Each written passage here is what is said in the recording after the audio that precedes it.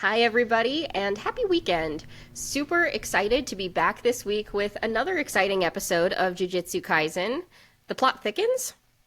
Or, dare I say, in reference to Mr. Fushiguro, thickens? Sorry. That's a big boy.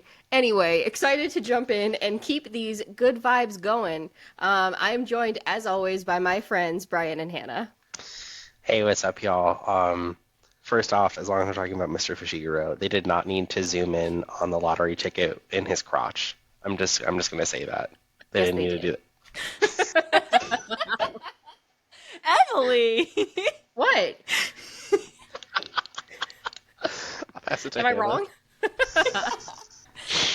On that note, hey everyone, it's Hannah, and I have another freaking anime character to add to my simplest. This guy's kind of a jerk though, so it keeps him a little bit lower than others, so that's helpful. Yeah, it's okay sometimes to love something that's bad for you. That's, by the way, do not take that as actual advice. I am not a therapist. This is a good episode, and we do get a lot more of this character that we know is bad for us. But we don't start there. We actually open with Geto again, and he's having his little Kermit moment here. He's pouring the tea, while one of the extremists that we saw at the end of the last episode, who was after the Star Plasma vessel, is actually detained in the same room as him. And the detainees, given like the classic villain speech, like, "You're gonna regret this, the strongest one of us is going to come get you, and you and Gojo are going to regret what you've done." And he just at first like pretends to not even hear him, and then he responds with like a classic like, "This you?" on the phone. And you see the guy that he's like talking about is like all clearly beaten, with Gojo posing with like a bunch of peace signs. And it's just a funny open to the episode, because we left the last one with a build up that it was almost going to be kind of a big fight, right? And then it seems like they pretty easily took all of these people out without us even seeing. What do you think of this scene, and how it is kind of anticlimactic for these new antagonists as well, these like extremist groups? What did you guys think of this?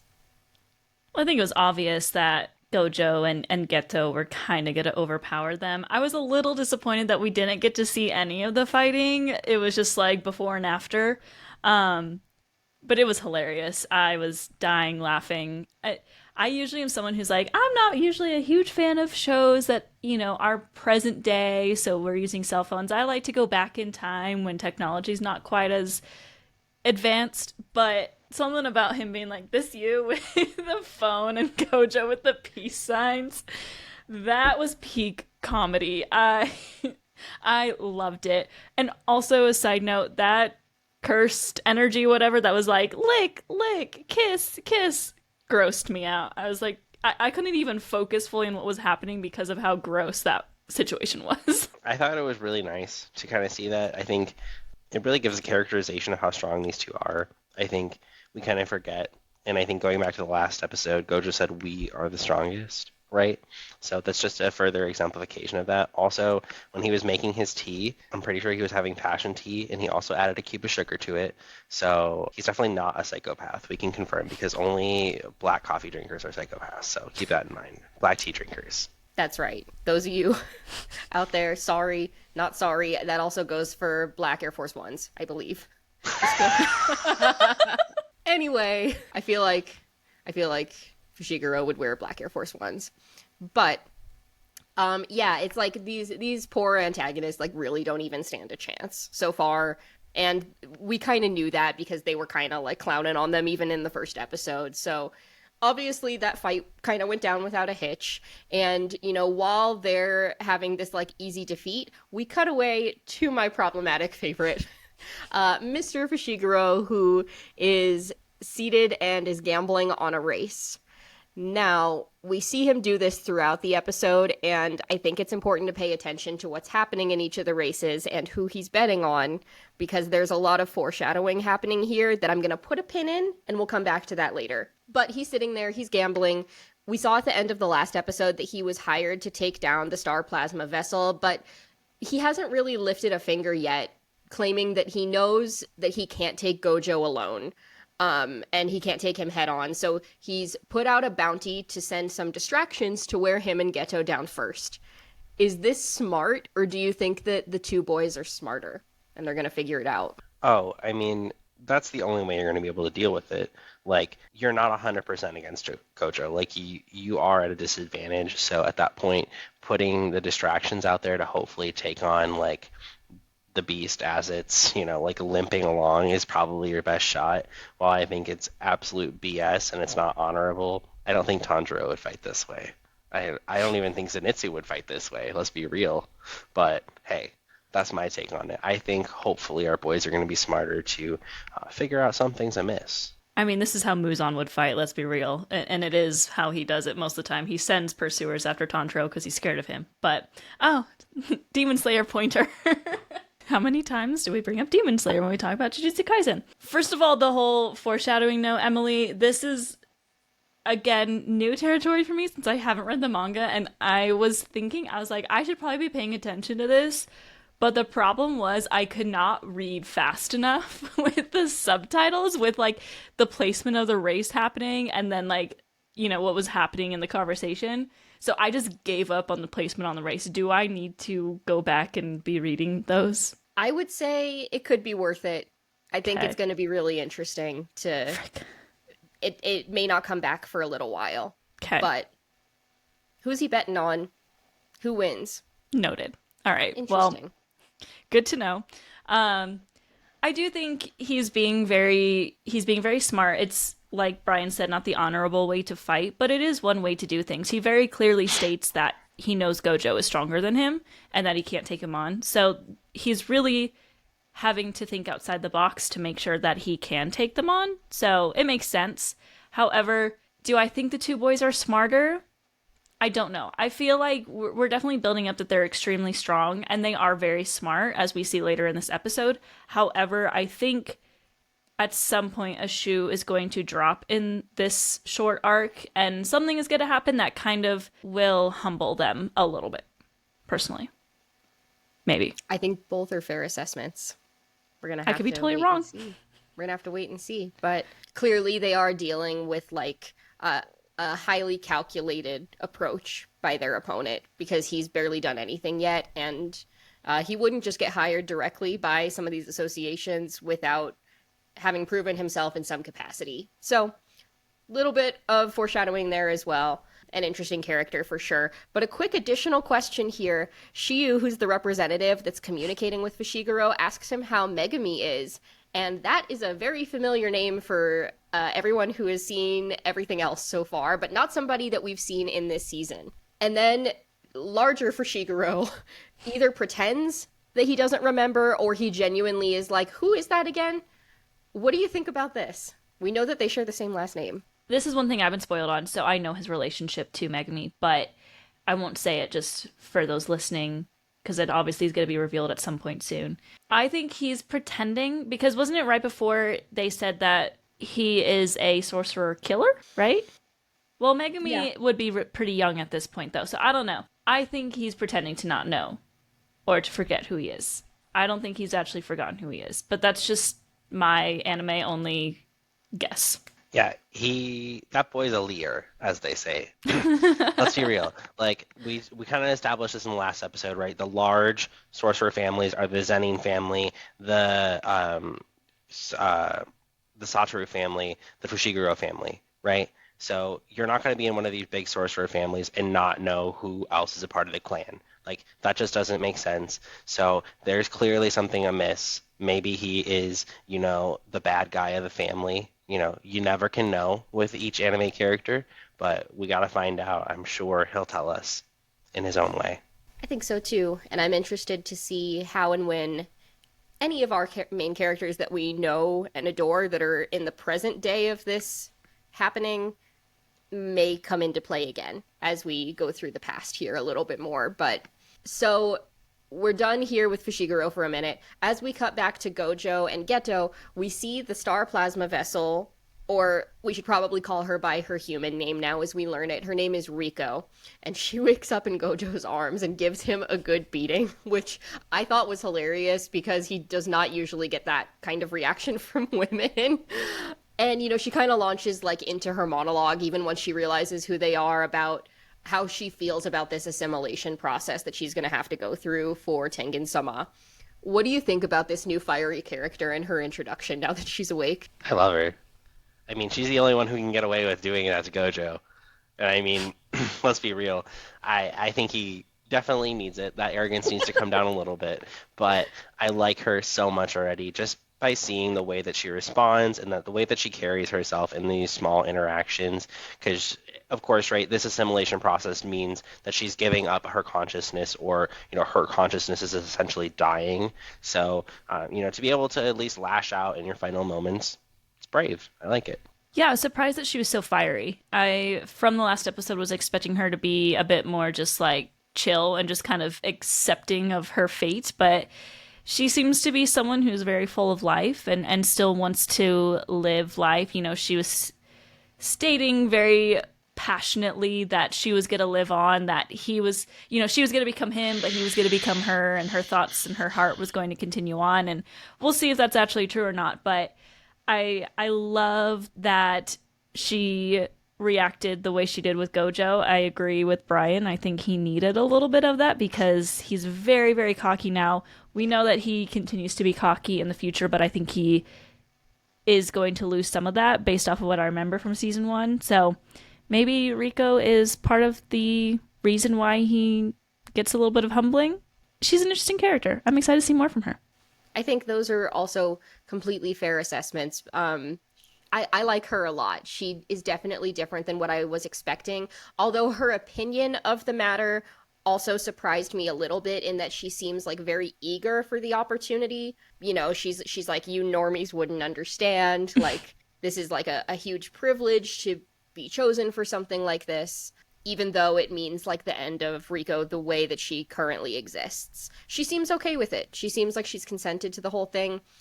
But while she gives this big speech and while she talks kind of big, in the same breath, she's very eager for her bodyguards to give her permission to go back to school so that she's able to spend some of her last truly cognizant days with her high school friends like a normal girl. I feel like we've seen a similar trope to this in a number of other animes.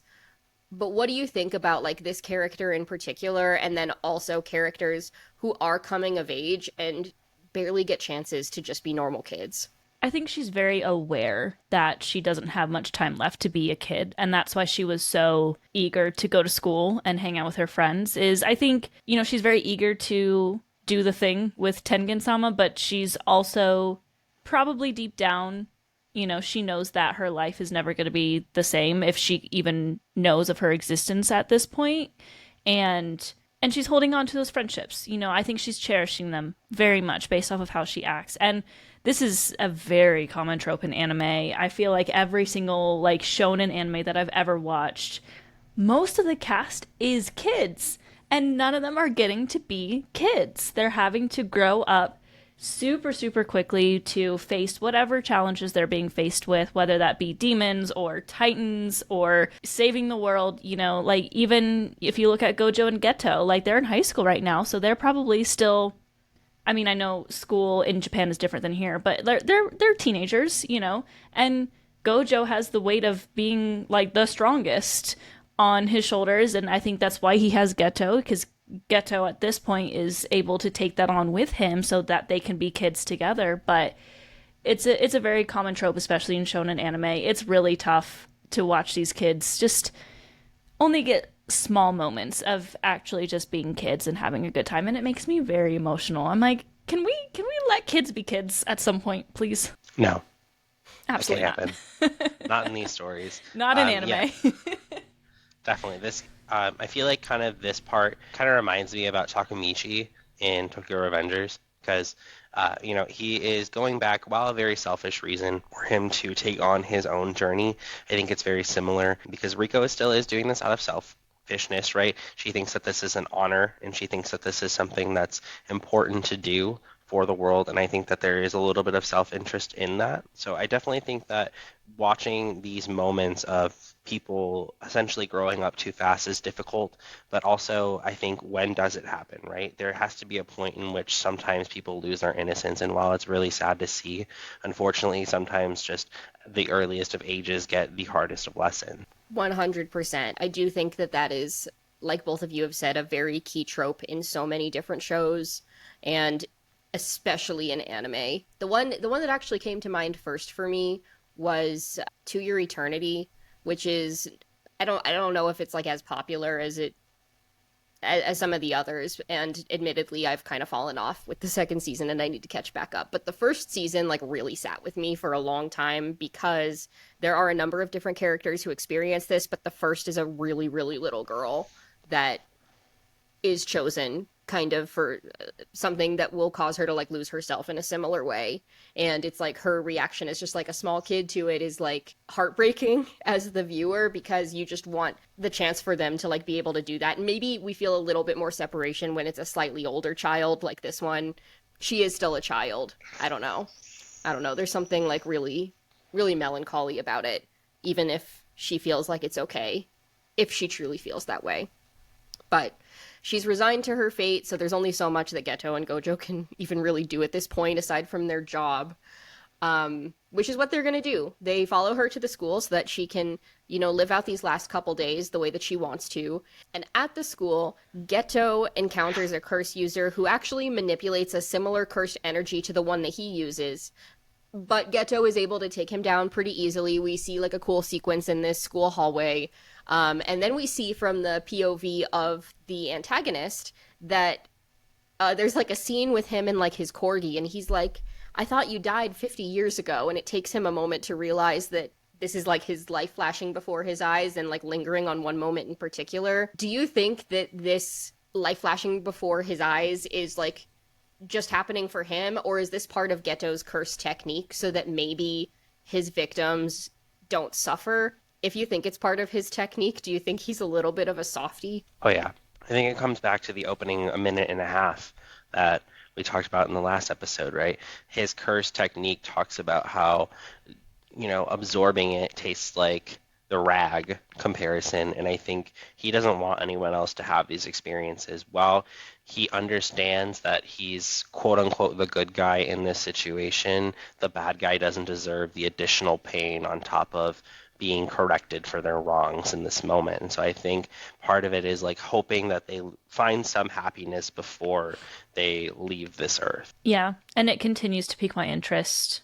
Just like I said in the last episode, like I can't wait to see the puzzle pieces fall into place as to what happens with Geto, because it seems like he's just a really like he's pretty quiet, but he's got a good heart. And it also makes me feel like maybe he's going to turn more into like an Eren Yeager type thing where it's like protagonist, antagonist, nobody knows.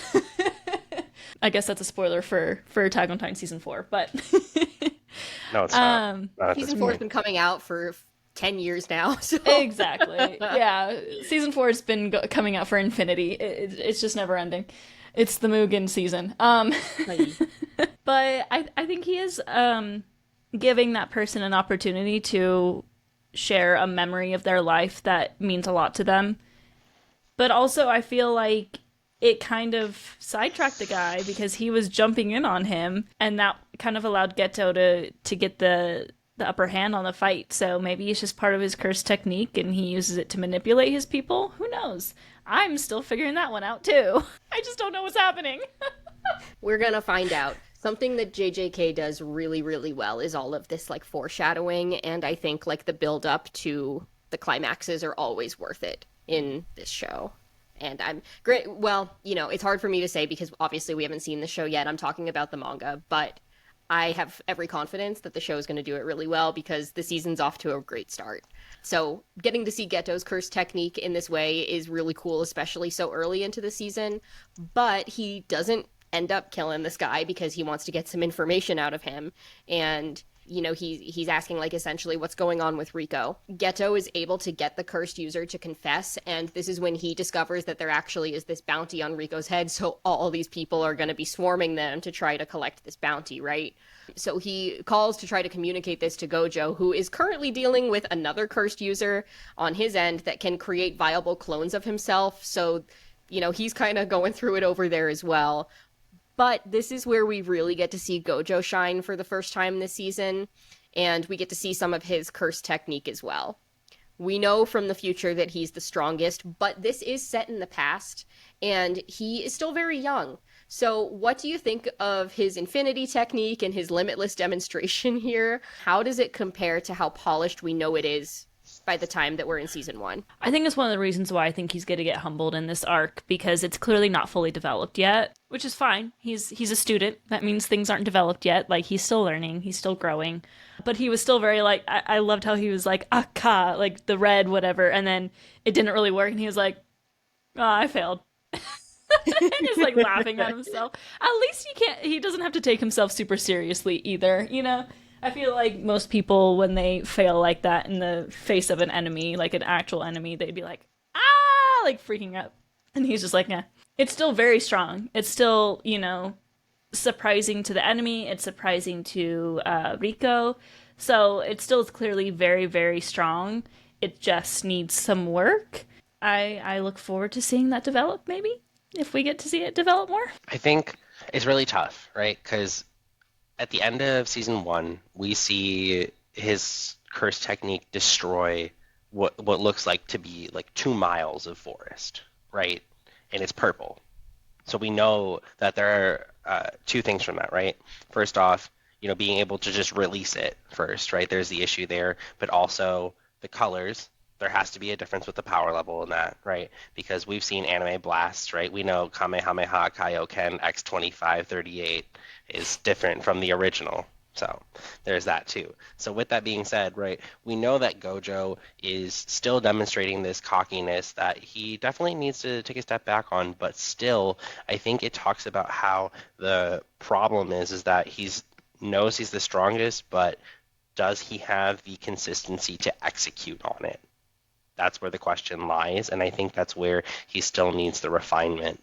Yeah, and even if consistency isn't like 100% everything that's going on, it's like he's just young and inexperienced right now, right? So he's not as polished because he hasn't had the lived experience. But I agree with the moments that you called out, and in particular, Hannah, like the red moment and then the fail. It's so funny. It's like so high school boy. But something else that I noticed that I really liked was kind of a smallish detail, but like he has this infinity technique that means like basically things can't touch him, right? And I liked how far away it was from his body this time, because we know in season 1, which is set in the future, it's like it's very, very close to his physical body, which probably requires like a lot of exertion and a lot more skill. And it's like, it's not to say that they're like any less powerful, but it probably would be a lot more confusing for an enemy getting that close to him and still not really being able to touch him. Then right now it seems like it's like a couple feet perimeter from his body. So I think that's cool, that little feature that they have shown that he improves upon. Can I make a quick theory? Yeah. Really quick? I think it has something to do with his covering of his eyes. I feel like, I might be way off, because it's been a minute since I watched season 1 as well, but like he wears a blindfold. Not like, he wears sunglasses some of the time, but here like his eyes have been way more like open to just like everything around him. And I know his eyes, I because he mentioned like he can see whatever. I don't understand the technique yet. I'm sorry, guys, but I feel like maybe part of what he has to learn is to keep them covered more often. That's just my theory. That'll help him get stronger. Very good theories. We're going to find out more, albeit not everything this season, but we're going to get a good amount, I think. So we've got kind of like these 2 fights going on, and who knows how many more might be coming because of the bounty. But Rico is there with Gojo as he's, made quick work of this cursed user that's there. But she gets a message that Rico's caretaker has been kidnapped, the maid. What do you think? Who's behind this? Is she going to be okay? No. When you get kidnapped in anime, you're not okay.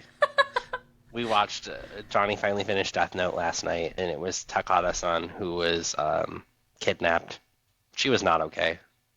So I don't think she will be okay, unfortunately. I think realistically, if you look at it, the chances are not looking good for her. I agree because earlier in this episode we had like a little touching moment with Geto telling her that she is her family since Rico's family died young, and so we're getting our heartstrings pulled a little bit for this character, but she's not like super important. So yeah, I think her fate is not looking great. Yeah, JJK has pulled on our heartstrings and has led our thoughts astray in the past. Season 1 was kind of rough with some of that, with some people who were featured in the opening that did not make it. That was mean. And so, what that means is like they've set this precedent that like, and there's a reason it's earned a spot in what people are calling like the Dark Three. It's going to subvert expectations, and it probably is not going to end happily for everyone, the way that sometimes things kind of button themselves up. So we'll see. Hopefully she's okay for now, but at least she's like an incentive for Gojo and Geto to get over there with Rico. So more to come next week. But it's about that time. Any final thoughts before we jump into our favorite moments? Cool. All right. Well, I will go first. I loved the scenes with Toji, Fushiguro. I love that big beefy man, even though he's so bad.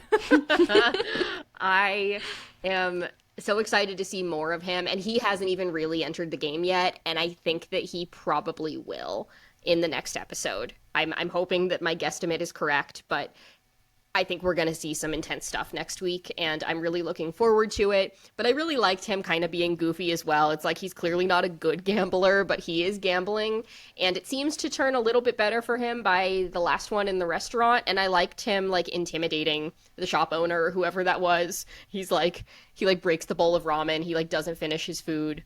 And there was something even eerie about, like, his chopsticks, like, slipping in the takoyaki that he, like, left behind. There was, like... The shot lingered on that for a minute, so who knows? Maybe some more foreshadowing even there, but I like him. I like him. I was wondering that. I was like, I actually went back and rewatched the scene that you're talking about because I was like, I feel like I just missed a bunch of things here. And I think I did, but we'll see. My favorite moment is when Gojo pops in on the chapel. And it's so funny because he's all like trying to protect her, and all of Rico's classmates are like, "Is that your boyfriend?" And she's like, "He's my cousin." And they're all like hard eyes for him, and he's like a shonen boy living in a shoujo world, like being all like, "Hello." And then the teacher is like, "Stop! You're being like, you can't be here." And then he goes, "Here's my number." I mean, honestly. Also, no one can blame her. High school teachers giving children phone numbers. Literally, I was like, I don't condone. But it was funny, though. I died. It was awful, but hilarious. I think my favorite moment is actually in the opening scene, and I think it's going to be with Geto's curse with the lick and kiss me. We've known at this point that I love the creepy horror stuff, and I think there's something to be said about like affection to the death or affection to repulse someone.